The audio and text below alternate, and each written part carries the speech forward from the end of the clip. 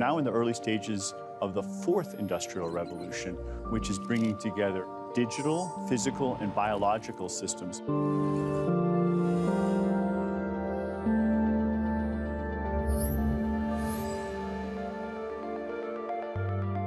One of the features of this fourth industrial revolution is that it doesn't change what we are doing, but it changes us.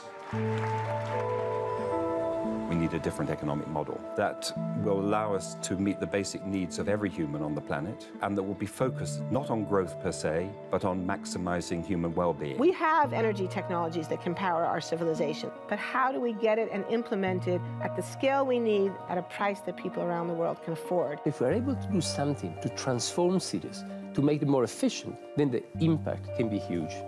We can use asset tracking, we can use IT, we can use 3D printing to decouple growth from the resource constraints we have. The question of adding quality to quantity, it's really about a diverse, safe, healthy, and just world with clean air, clean water, clean energy.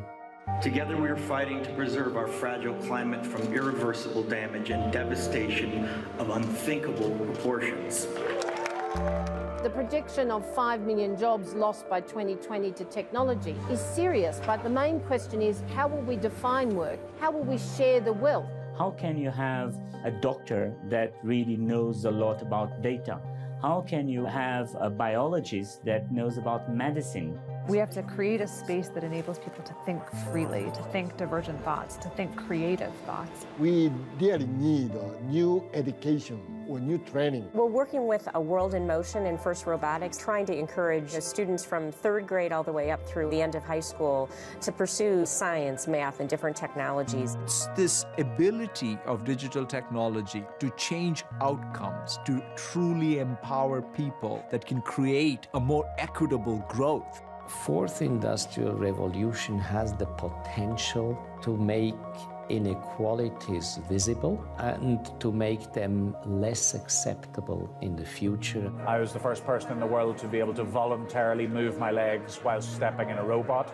The cure will be possible if enough of the right people have the will to make it happen. We're seeing this incredibly exciting convergence of genome editing, DNA sequencing.